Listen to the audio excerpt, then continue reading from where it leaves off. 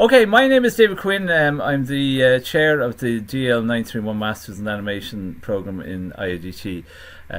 So this is a spotlight session, and here we go. Now, so we admit there. What we're going to do is a quick presentation, about 20 minutes, and then we'll go over to questions and answers. We'll record the presentation for anyone just joining us. And if you've got questions during the session, you can put them into chat, and we'll deal with the questions and answers afterwards. I'm joined today by my colleague Michael Connerty, and by one of our master students as well, Amber Kelly as well. So thank you, Michael, for being with us, and thank you, Amber, for being with us as well. So the course title is DL 931 Masters of Arts in Animation. Okay, it's on the Irish National Framework of Qualifications. It's a level 9, a master's level. On the European Qualifications Framework, it's a level 7. And in terms of credits, the ECTS credits, it's 90 credits. It's a full 3 semesters long. So what will I do? The Masters in Animation program is very broad, okay, and it's imaginatively inclusive is the way we describe it. It has 4 distinct options or opportunities for study, okay, and the pathways are practice-based, practice-led, a scholarly option, or animation teaching. Now you pick one of these usually, okay, not 2 or more, okay. It's, you know, you can choose to do a practice-based project, a practice-led project, which would be a practical project and some component of writing or scholarly work, a full scholarly master's, or if you are involved in animation teaching, for example, you can really look at animation teaching with big capacity to help you in that regard in IADT. The program is flexible, capable of adaptation, and will be much less prescriptive than anything else that's on offer in Ireland or in the UK. Now, this is a rather complicated thing, but basically it just shows, it's a diagram just showing that the options, the pathways really have quite a lot of commonality. You know, in terms of the modules you do, it's the same modules. There's no differentiation. It's just the different types of project are framed in a different way by the different students. That's all it is. So each project is treated as a project in itself. You've got then common modules and common pieces that you need to deliver in terms of reflective writing and a capstone module, etc., etc. So on this then, what will you study? On semester 1, basically, this is the big thing. The first module you face is a research methods for visual media and creative arts, a 20 credit module. It's quite large. When we started this program, we envisaged this would be a 10 credit module, and then the early project module would be 20 credits. We've swapped that around completely. The research methods module is really where the transformational master's thinking starts, and you know, it's a full foundation for our students. So it's been a fantastic module. Michael wrote it from scratch for this master's, but we're now applying it across faculty for a range of other master's programs. Then there's an early project module where you take your project proposal, we'll talk about that in a moment, and you basically refine your project proposal with the master's team, and also through the frame of what you've learned in the research methods module. So it's really gives you, the first semester you do the research methods, and then using your transformed thinking you then look at your project proposal again. Then in semester 2, we're in that now at the moment, we start with a collaborative project module at 10 credits, and then we go into the major project module of 20 credits. You know, so before the summer, our students will have finished the collaborative module the next few weeks, and then we'll go into their major project work before this summer. They can continue working, of course, on the projects over the summer, but then when we come back, then there will be a project completion module, and then finally then a capstone and exhibition module. Our external examiner was very determined that we would have an exhibition component to the masters, that the students would be asked to present and show their work in a professionalized way to other applicants, etc. And this is something we will do. Even this June, we will do a component of that exhibition module as well, to help some applicants. Okay, who can apply? Normally, our applicants will have a level 8, a bachelor honours degree. We can also look at RPL, recognition of prior learning. Some of our applicants are coming to us having completed master's programs in other colleges as well, in related disciplines like illustration, etc., etc. If you've got postgraduate experience in the animation industry or media industry, etc., etc., that's all relevant, and we can frame that as being perfectly eligible to apply to the program. We also envisage learners coming from other discipline areas with a strong interest in relating that expertise to animation related practice. For example, we'd be very interested in psychologists, ergonomicists, ecologists bringing their expertise to bear on the specifics of animation practice. We're already working in an interdisciplinary way with people from a range of different disciplines, and they're all bringing their particular expertise, be it in medicine or mental health or whatever, to bear on what we do and what our students do in animation. And that's the kind of project we'd be very interested in pursuing, to allow somebody to complete the Masters in Animation as well. The application forms then are on the website. A lot of you will know where to find those already. There's a lot of information, and the information on the website, again, just type in IAGT Masters in Animation and it'll bring you straight through to the updated information. We update it as well every few weeks as the dates evolve and as we have more information or more relevant information, etc., etc. So keep an eye on the website. This is where it is. The application forms. The basic application form is a web form, and it's a direct entry application for postgraduate programs in IAGT, and it's basic information about your name, your location, your qualifications, etc., etc.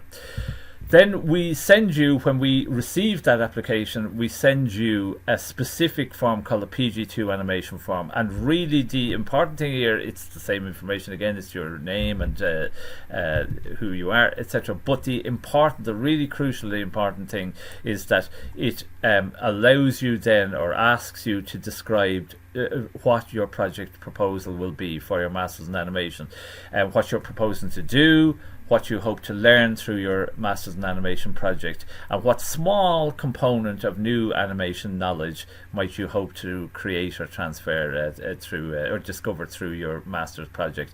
Now, you're saying, well, I don't know what I'll learn through the project, but again, it would be nice to have some idea of what your ambition would be. We can temper the ambition, that's no problem. So again, we really are keen on you developing this project proposal. In addition, applicants will provide a 2-minute motivational pitch video, again explaining the main points of the project, proposed project, what you hope to learn and what you want to accomplish through your project through IAGT. The thing can be a straight to video or straight to camera piece. It could include animation. It doesn't have to be very elaborate. People have sent in basically phone videos that they've shot themselves. That's perfectly acceptable. Then after that, the application process is the project proposal is really something that has become, we've discovered, central to the setup of the students for the Masters. We did envisage always that it would be a single highly developed project proposal idea, but we were advised then by our head of department and by others that 3 very short project proposal ideas, 1 page each maybe, and can include images or video or animation links to work you've done before. So a proposal would be building on something you've done before. That these 3 proposals would be far preferable. And what we were finding is that people were pitching one big idea but then 2 others, and actually we then as a program team were saying, I think the second idea is the one that we should really go with, or they should go with. Now, again, we can't force any student to go with a project idea that they don't want to, but it was a very good exercise to do. Amber, you developed, you did do 3 short ideas before you applied. So was it difficult for you to do that? I had like a year kind of in between my undergrad and applying for this, and I definitely had, I feel like everybody who's kind of going to be applying for something like this or has done animation, like a couple ideas on the back burner of like, oh, I'd like to do something about this, or I'd like to look into about that, or this has gone on in my life and I'd kind of like to explore that visually. And so I kind of had 2 that I had been tossing up for myself as a personal project, and I sat down and I really kind of expanded on them like thematically and what was really rooted in why I wanted to look at them. And then I had another idea in the meantime also crop up. So it wasn't too difficult, because you're kind of always thinking about those kinds of things, but definitely having them a bit more fleshed out to meet like a master's level proposal was kind of the more thinking that had to go into it for sure. Yeah, and this is a key thing, people. We're really, genuinely, we are looking for people who are coming in with master's ambition. This is very different to undergraduate practice. We're looking for people who will be imaginative, who can be challenged and will respond kind of readily to the challenge. And I think definitely, we really feel that, Amber coming in, for example, with 3 proposals meant that, she'd done quite a bit of additional thinking and was much more confident even in the idea that she was considering as her main idea. So it's a really good exercise. Now, a portfolio of animation or artwork is also necessary, and then a 2-minute pitch video.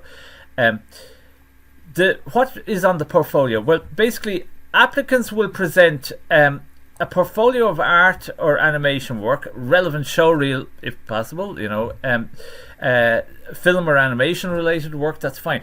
Some people won't be coming in with animation practice. Some people will be coming in just with a scholarly background. I've done media studies, but I really focused in my dissertation on aspects of animation. I'm very into that. But what I have is some seminar papers and a couple of conference papers, etc., etc. Good scholarly work, we will call it. And that's fine. That is absolutely fine. You can come in and you can negotiate to do the academic stream, etc., etc. It could be digital or web-based work or any other relevant media work. Okay, any work submitted as part of the application process should support the specific project proposals of the applicants. Ideally, as with any undergraduate program or project, we really like applicants to pitch something that's based on work they've been doing. We don't want somebody to come in and say, I know nothing about this aspect and that's why I want to research it. That's kind of not really a viable proposal, or it's going to be tricky to do that. So again, if it can build on some of your experience, if it can build on work you've already done, projects you've already done, or collaborations you've already gone through, that would be really cool. Now, I'll just go through here. Now, key application dates. Monday the 6th of January, the applications open, and thank you for people who put in applications even before the date. We did get a number of applications before applications were even open, and admissions in IADT were delighted with your enthusiasm. Okay, we're doing the spotlight session today, March the 21st, Friday at 1700 is the closing date for 2025 early applications. Now, what are early applications? A small number of non-EU applicants, etc., have told us that they'd require an early application process and advanced offers because of visas, funding, other circumstances. Some people needed to kind of notify schools that they were in at the moment studying. They needed to be able to notify them before the summer that I have an offer in IADT, etc., etc., and I will be leaving, in June. So that's perfectly cool. It's a small number of applicants will require that. Okay. And then, now, more application dates. In March, April, the small number of early applicant offers will be assigned Again, that's just for those people who need those early applications. Then on June the 3rd, we'll do in IADT on campus face-to-face an applicant symposium. It's going to be part of our exhibition in IADT. We have an undergraduate exhibition every year with our award year presenting their work, and we're going to rope in a small component of exhibition and then build this day-long symposium. It's very much for local applicants. What we'll try to do for people who are coming from abroad and from big distances, we'll try to do some component of video explaining what the symposium was and some of the ideas we explored, etc., etc. So we'll try and put that up on the website sometime early in June, okay? And then we'll have another one of these spotlight sessions, a similar spotlight sessions, or a different spotlight session if your questions, are completely different and unanswered. We'll do a completely different spotlight session on July the 24th. Okay, so in the middle of our summer, we'll do a spotlight session, and then August the 15th, we envisage the closing deadline for the Masters in Animation program applications. That gives us time to go through the applications then and do the offers then in early September 2025. So for the moment, the final deadline is August the 15th. The early deadline is in March. Okay, so the final deadline August the 15th. Okay, that's it. And then a key component of this is all applicants receive written feedback and criteria-based scores on the application proposal. Now, closest to the day, we may show you the application process, the criteria we judge on, etc., or assess on, and we do give pretty detailed feedback. There were a number of applicants who were unsuccessful last year, and we really told them why they'd been unsuccessful, why we were kind of not sure that they could proceed with their projects in the state that those projects were in, and we even recommend pieces of work that they could do so they could reapply, and really encourage them then to reapply this year. And I hope some of you are in the participants list today. And then late September, then there's a faculty induction. Each of our master students in IDT actually goes through a faculty of film art and creative technologies postgraduate induction program before commencing the studies, and your studies will commence then in late September into the start of early October. Now, what we're going to do is we're going to go through a couple of, very briefly, we're going to go through a couple of the current Masters projects. Now, these are just kind of very sketchy 1-minute outlines of some of the things. Basically, the first one we're going to talk about is Aileen, and Aileen is a very, very experienced graphic artist working in broadcast, and Aileen has also done a number of children's books. She's a really, really experienced illustrator and printer, and she's done a number of beautiful children's books. And Aileen then was basically proposing to take, not this book, Henry Stuck, it was her latest book, which I'm not going to show you, but Aileen was going to take her latest children's book and basically do the translation into animation, so it was a very kind of simple project on one level, but then it had this, a big translation component to it. Michael, do you want to add something on that, maybe? Sure. Well, just one of the interesting things about that is that Aileen is straight away talking about two different media, two different contexts. So print media and the tradition of children's book illustration on the one hand, and then animation on the other hand. So the project, I guess, is related to adaptation, but also, of course, related to those kind of traditions and histories around children's book illustration. So a lot of interesting things going on potentially in that transition from print to animation, and considering the relationships between those media. So we're both pretty excited and looking forward to seeing where this one this one goes. Lots of potential. Yeah, and at postgraduate level as well, there's a huge raft of adaptation studies, material, literature, activities. So Aileen's project, again, it seemed like a simple project when she started doing it, but no, it's far more complicated because, again, it becomes a real postgraduate project then, you know. So that's it. Now, I'm not going to play that.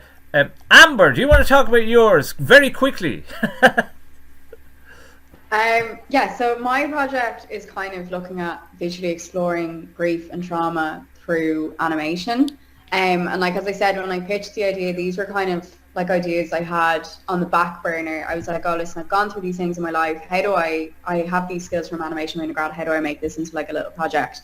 And since like going on to the masters with the research that I've done, which I wouldn't probably have done in my own time, it's now sort of expanded into like perceptions around grief and trauma, and particularly dealing with people with like terminal illnesses, and just how we show that in the media, in films, in animation, in social media, in news, and even further, just it kind of links into my original thesis for my undergrad as well, because I was looking at South Park and why animation can deal with adult topics in a different way than live action, when everyone kind of just considers animation this kid medium. I'm very passionate that animation can do a lot more than just that, but everything is very deeply connected and stuff, and yeah, I'm really enjoying working on it at the moment. Yeah, that's it. And Amber is going to be doing a very good workshop with our third years as well, our students, in the coming weeks now, as part of our collaborative module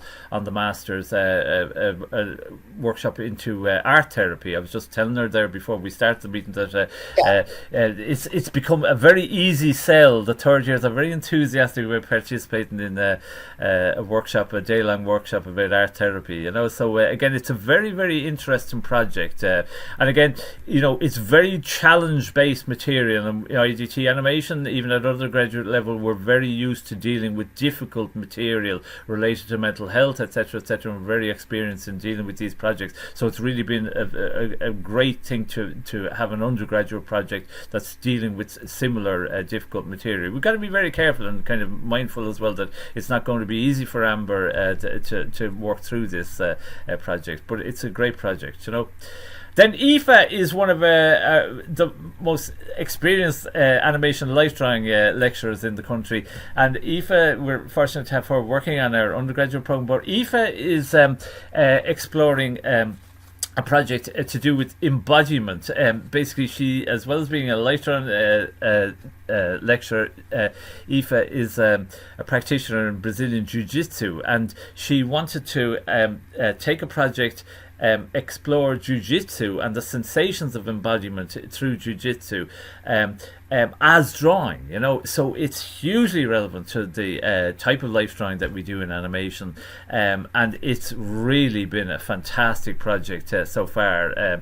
Aoife also will be doing workshops with our undergraduates in the coming weeks to deal with embodiment, and she will be also doing drawing workshops with her Jiu-Jitsu community, which is going to be you know, it's kind of totally an intercultural intersection, you know, where you're dealing with two completely separate cultures coming together. So again, it's a really fantastic piece of research, you know. Aoife and Amber are also proposing at this stage for the exhibition component to do installations as part of their exhibition. So it's these are really exciting projects, you know. These are some of Aoife's drawings. Now, do you want to go through Jack's one very quickly, Michael? Sure, yeah.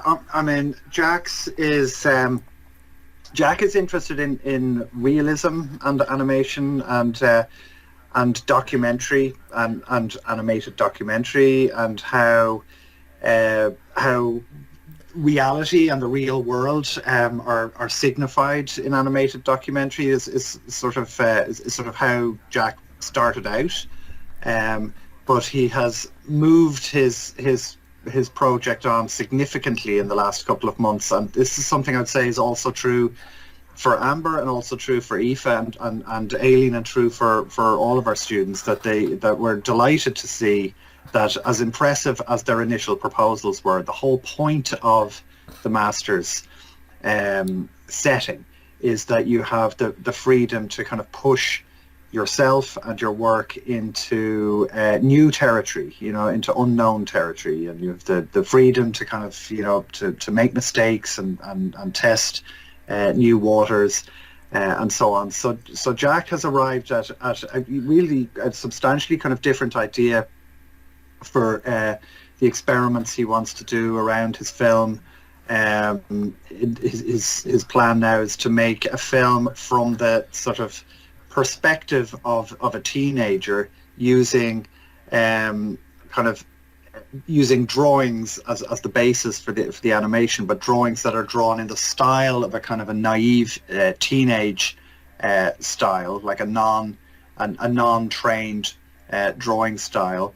And Jack is influenced in this by looking at the work of certain kind of documentary filmmakers, animation filmmakers that have used drawings by, for example, children as the basis for their films. So you can see here some of his kind of his tests and his playing around with this concept. So this is really this has moved on enormously in the last few months, and again, as with all the others, we're really looking forward to seeing where it goes. Yeah, and both Jack and Aoife as well are very, very, very kind of sophisticated and experienced animation filmmakers as well. But it was brilliant to see Jack. He says, he wasn't so determined to get a film at the end of his masters. He was much more determined to get a conference paper and to present a conference, to do something really academic as well. Now I think we'll get some really nice animation work from Jack as well.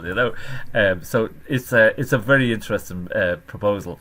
Ren then was proposing, basically it was a very conventional in a sense film idea, but again the challenge for Ren then was to take it, how do we make this a different activity, a master's level activity, not an undergraduate level thing. So again, to analyze the actual film idea, to push the representation of animals and people, the cultural influences in terms of the type of artwork that an animation that Ren was going for. These were all the challenges to research in the literature, to apply new methodologies, etc., etc. And a real challenge to take what seems to be a simple conventional idea for a nice film, and really kind of interrogate that work. So again, it's a big challenge to do that. But this is master's work. And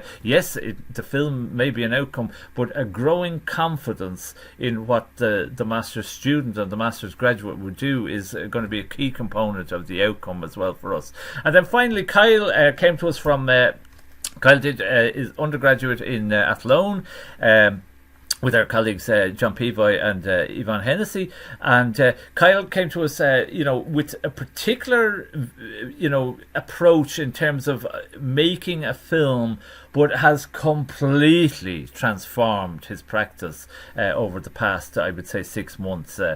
So Kyle started with this very, not usual or anything like this, but kind of quite a conventional film proposal, but now is really, really focusing on a range of kind of literature-based ideas, and is kind of challenged now to transform what he's learned and his new approaches coming from the academic side, transform that then into actual practical work.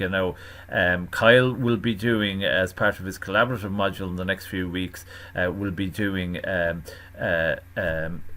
workshop with the students on basically image representation, CCTV, surveillance, and civil liberties. So it's a very, very kind of challenging workshop, looking at the gathering of, retention of images as data, and images of people as data, and how does this impact on perfectly innocent human beings in their everyday life. So very interesting concept there. And of course, Kyle is determined to get an animation out of this, but it will be a very different project to the project Kyle would have done at undergraduate level. So that's it. So we're finished the presentation now. I'm going to stop sharing there. Thank you for your attention, and we can continue then with any questions, if we have any questions then, Michael.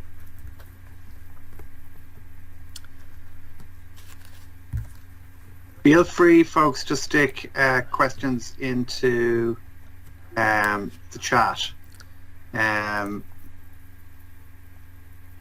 And there's a first question there I just see from Andrea there. Do you have to be able to draw or sketch? I mean, that will depend, Andrea, very much on which of the four strands that Dave mentioned earlier on. You know, that you have the option of doing, you know, practice-based or practice-led work, or it can be more scholarly and research-based, you know, for which there would be obviously less of a necessity to be able to draw or sketch, because for the other two, again, it does depend. It depends on the project, on the type of project you propose.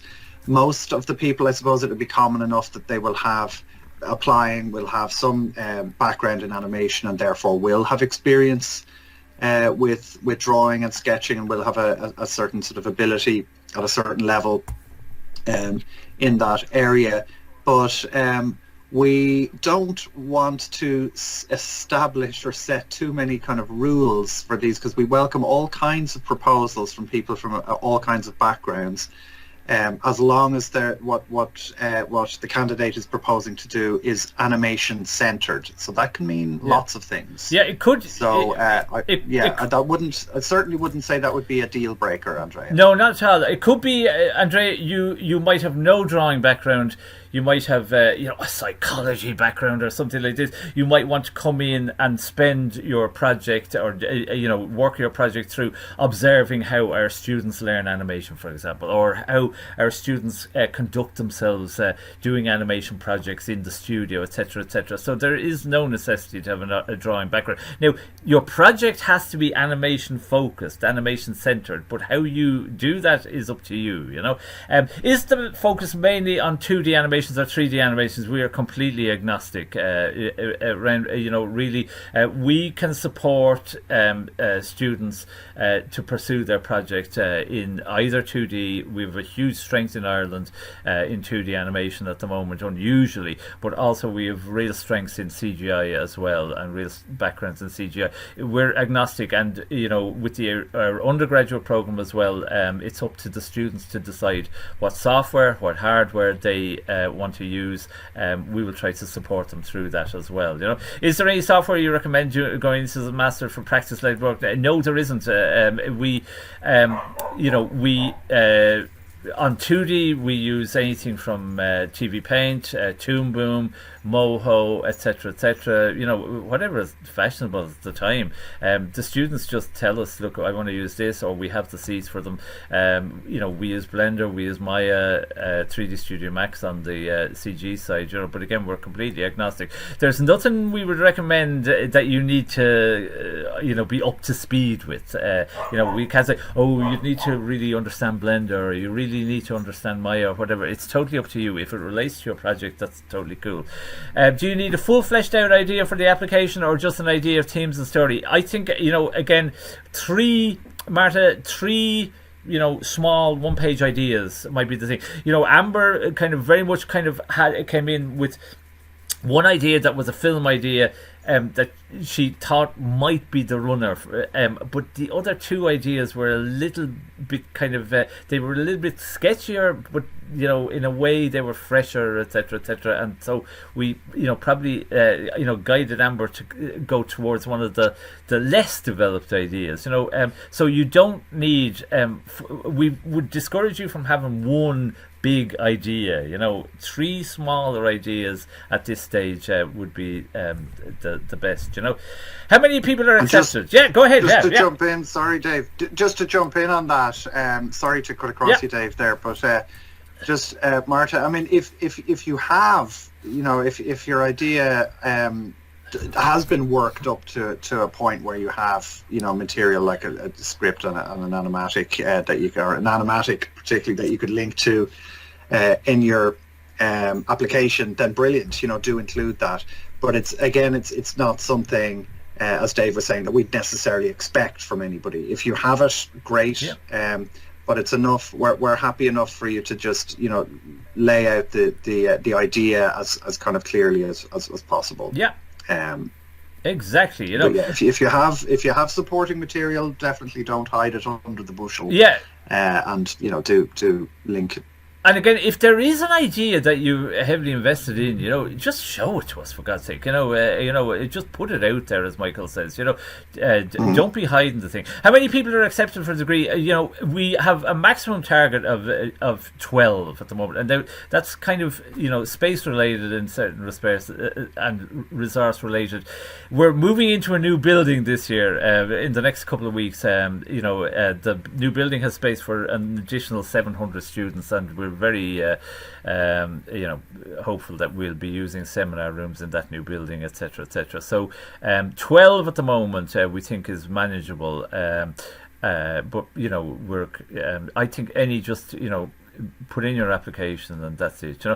An international student, am I capable to work alongside my degree, and is there collaborative projects with external companies? I mean, Ryan, it's a great question. We've really, it's tricky, and we totally get this. It's tricky to work while doing your degree. I did it, other people have done it. Michael did it doing his PhD, a full-time job and a full-time PhD as well. It's tricky to do that. It is possible, Ryan. What we found is that students who've, had a less of a work commitment, not full-time job, maybe part-time job, etc., they have been more successful because they have been able to engage more, especially with the literature. Okay, they're able to read the books, they're able to read the chapters, and they're really able to get benefit from the learning. So it's difficult, Ryan, but it is possible to work and to do your degree at the same time. It's more of a challenge, I would say. Are there collaborative projects with external companies? We deal in IDT Animation, we deal with external entities all the time. If you want to work with external companies while you're here, you just suggest that as part of your project. We will facilitate you. We'll do what we can to engage with them, with you on your behalf, etc., etc. And that includes animation companies. It also includes companies and entities coming from a wide range, interdisciplinary background. NGOs, commercial companies, health organisations, etc., etc. What's the schedule in terms of the dissertation and the modules? Again, Alicia, it's 3 semesters. There are generally 2 modules per semester.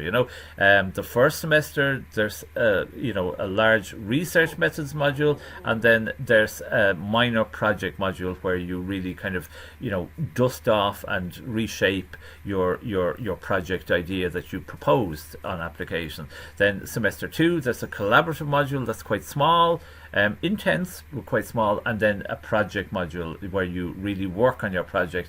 And then in semester 3, then there's the major project module where you finish your major project, and then there's a smaller exhibition and capstone module as well to gather up. So that's the schedule.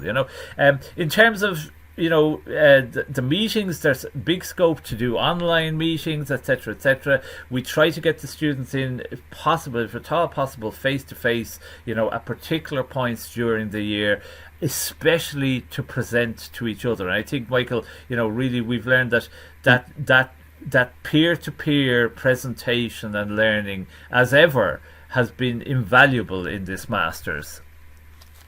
Yeah, I mean, certainly there's a lot of that kind of contact in the first semester, but by a lot, we were this year. It was an evening. It was a commitment of a number of hours for one evening per week for part of the first semester. The second semester might be a little bit lighter on that, but there will still be there'll still be the obligation to come onto campus some of the time. I think, relatively speaking, it's quite a light kind of demand in terms of being on campus, and we can do. But those points where we do ask people to come on campus, it's I think it's fair to say essential that you be in a position to come in, but it's never likely to be more than once or twice at the very most per week during limited periods. Conversely as well, if you want to come in, and you want to work in the studios, you just tell us that, okay? You can come in and you can work in the undergraduate studios. There's a vibe there all the time. The kids are doing their work, etc., etc. And you don't need to be with first years. You can be with, more sophisticated groups like year 3 and year 4, who actually are kind of a little bit more professionalized, okay? They're not doing classes. They're really doing their own project work themselves. And they would love to have master's students as well in their studio, on a regular basis, because it kind of lifts the whole tone of the room, So if you do want to come in on campus, we can negotiate that. We're not saying you can't do that, But as Michael said, there isn't an expectation that you will be in every week for this and you will be in then for 3 days, etc., etc. There are particular points when we encourage the students to come in, especially to do presentations and to learn from each other's projects, And he says, are there interviews after the portfolio submission, or are decisions solely based? We did do short video interviews, online interviews, so again, it's often a nice thing. Really, sometimes, we were just really checking over, are you okay? Do you understand everything, etc., etc. It wasn't really checking the student; it was checking the student's understanding of, are you okay to go, and you do understand you're going to be doing this, etc. So yes, we would say there are interviews, but it's not really a big recruitment style interview. We're not going to ask you a whole lot of trick questions at all, and try and catch you out and say, oh, she's an unsuitable candidate, or they're an unsuitable candidate. Okay, that's it. Can I just to cut in, Dave? Just there's a question from just a little bit above that one from Marta, asking about the. There is written work involved in the masters, so it's quite important. It's a sort of a central pillar really of this masters, that particularly if people are doing the practice-led or practice-based options, that we want people to think of themselves as sort of reflective practitioners. So you're making and creating, but you're thinking about it. You are discussing it. And hopefully we would hope that people end up doing a lot of thinking about aspects of their practice that they would usually think, not consider worthy of talking about. Lots of habitual things to do with animation practice that we just sort of do without thinking about why we do them or how we could do them otherwise, and so on. So that kind of reflection is very much encouraged, and in tandem then with kind of research into writing, scholarly writing about animation and about the relationship between practice and theory, and all of this sort of stuff is very, very much a component of the masters and throughout the course of the program. So there'll be times when you're asked to do more reading and writing. It's a little bit weighted, for example, to earlier on in the first semester, less so in the second semester. But all the activity, we like people to be reflecting, reading around it, and documenting it and writing about it. Yeah, and we found really that it sounds really academic and the rest of it. No, it's in IDT, even at undergraduate level, for years, for decades, we've been linking the academic practice with the practical learning as well, so the two things work hand in hand. They inform each other, and really what we're finding on this masters is that it's the academic work, it's the reading, it's the literature, and then the reflective writing. That's where the transformational thinking, and that's where the students are really going, oh, my thinking is changing completely. I came in to make a film, but now my whole practice is transforming. So it's, and again, Marta, it's not a totally separate, oh, you're going to have to write a dissertation, it's going to be 30,000 words around that. No, it's not. It's built in as a series series of components. They're very measured. They're not large components, but they're kind of, as Michael says, they're kind of metronomic, and they're tied into each of the modules. You'll do this piece of reflective writing. You'll try to relate that to your literature and to your reading list. One of the recommendations from our review panel when we were having the masters validated was each student shall develop their own reading list. We give a kind of a list of recommended texts, but it's the students will decide what they are going to read and why. So it's a great recommendation. Brilliant. How often should we work on campus? Again, the requirement, Alicia, is that you come in. It's pretty infrequently. It's once every couple of weeks, etc., that we really need students to come in and present. But we have the opportunity that if you want to be in on a far more regular basis, you can come in and you can be on IDT campus and you can work in the studios, and we would encourage you to do that. It would be fantastic if the students were in.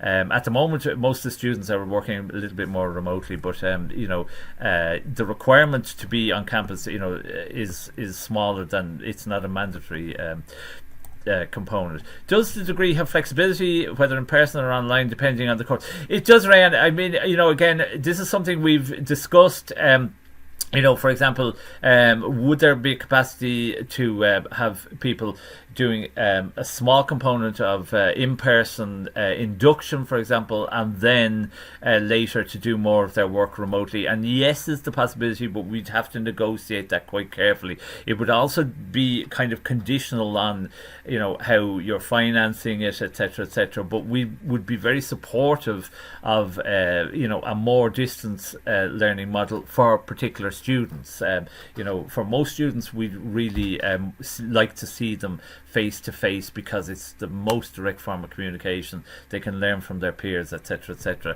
But there is flexibility, and down the road certainly we will look increasingly at more online and flexible engagements with students. Will the new campus be ready for 2020? Yes, it'll be ready, Alicia, in the next couple of weeks. Our managers are trying to kick us out the door of our old studios, which we've been in for 100 years. So the new campus is ready to go, and they're very keen to fill our new building. So yes, we will be using it. Yeah, Mike. Just to stress there, Alicia, that's it. It's a new building on the same campus, so it's not a separate geographic location. It's just an addition to our already existing campus buildings. Yeah. That's it. Now, a thing we didn't mention at all now, Alicia, as well, is that, IDT is part of a European university called Film EU. It's a European University of Film and Media Arts. And as such, we have 8 campuses across Europe, as well. We have campuses we have partner universities in anything from Estonia, Bulgaria, Lithuania, Portugal, Belgium, etc. For our master students, there are huge potentials there in terms of working with masters and postgraduate students from other campuses, etc. Doing components of study abroad while master students in IDT.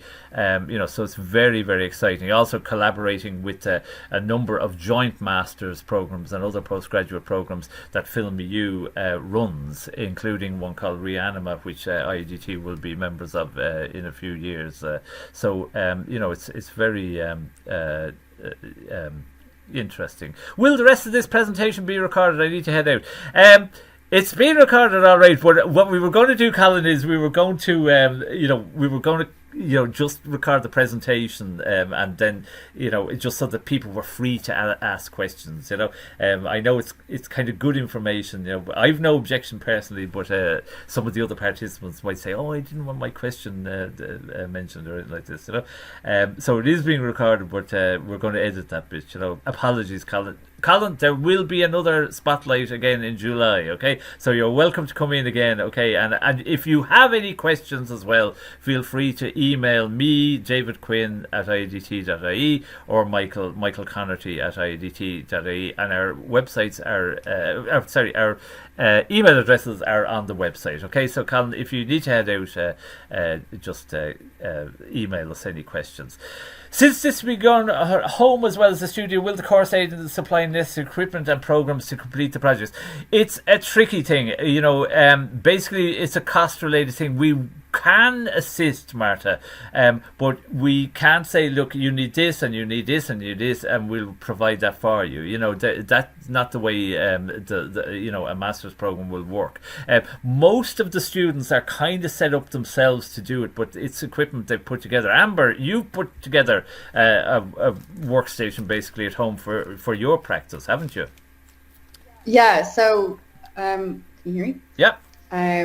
I had my studio, like I was really lucky that I have obviously space, but if you're planning on working on home and you have the space, it's actually not as difficult as you think it's going to be to throw loads of stuff together.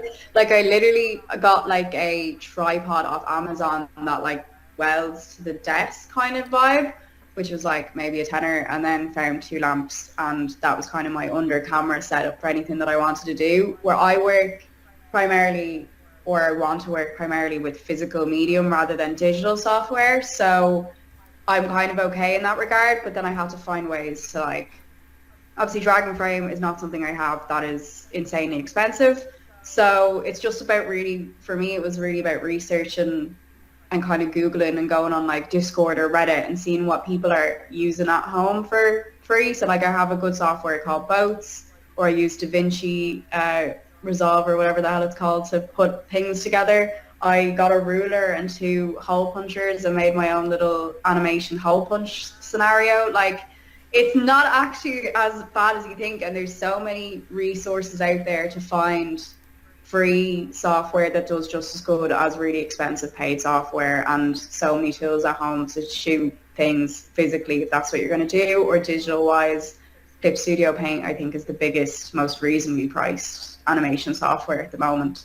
So there's definitely options for sure. Yeah, we do have resources and equipment, and we do have Wacom tablets and graphics tablets, and we do have portable animation desks. If students, especially master students, if a master student wants it, we can negotiate with our head of department to allow them to have that, and they are very supportive of assisting students, undergraduate or masters, with their work and with equipment. Especially things like lights and cameras, things like that. We say, look, you need it for 6 weeks, so we, there is a camera you can use. We have that. We can give that to you for a loan or whatever, or you can come in and use the ones in college, etc. So there are resources, but again, we don't hand you a full package of, this is all the software you want and these are all the hardware pieces you want and just set them up at home, etc. That's not the way it works. It's a negotiated thing, and then the question about the entrance exams, again, yet the application process is entirely online. There are no entrance exams as such, Brigida. It's not, ours is you put the application together, you present that to us, and then we negotiate from there. We interview you, we talk about your process, or we talk about your proposal, etc. And that's kind of the process. It's project based, so that's it. Okie doke. I think we're nearly done on the questions, and we're about 2 minutes to go. Anything else we need to do, Michael? Oh, I think that's it. I mean, I'd just say to all of you tuning in that it's just send the application in and take it from there. Like I hope we've managed to paint a picture of a very, very kind of broad understanding of what animation is, what the potentials are for animation research and practice at master's level. We're very open to all kinds of proposals, and we welcome proposals that are maybe unusual, experimental, subversive, or not.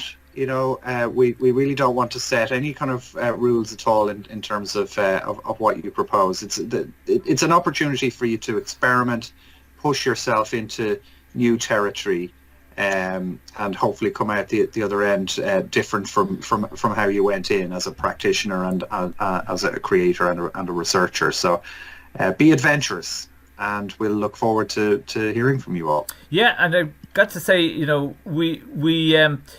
we hoped we were going to get some exciting work and exciting students this year when we started. We've absolutely been, surprised by the work. We've been really delighted to see the progress of the projects, but really the progress of the students as well. It was something that we could never have expected or anticipated, but it really has come to pass. So again, people, be brave and be bold, and this is transformational now. There's no doubt about it. We're really confident that the model we've designed is really working. It's working for our current students, and it's going to be a great success for future students. So take the opportunity, put in your proposals, as Michael said. The worst that'll happen is you'll get some great feedback. That's literally the worst that'll happen. We're very interested in seeing really good work, and we wish you all the best in your application. Again, anyone who needs to email us, I'm David Quinn. Michael Connerty is Michael, and our email addresses are available on the website. Just log on to idt.ie. Okay, thank you very much. We hope to see your applications in the next few months. Okay, don't be a bit shy. If you need some help or guidance or assistance, just email us, and the best of luck. Michael's put the 2 email addresses in there.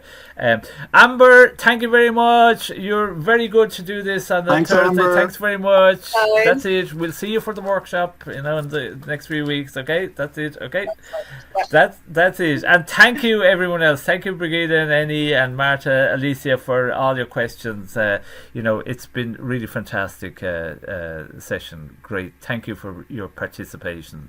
Okay, thanks very much. So we leave it at that. Okay, night.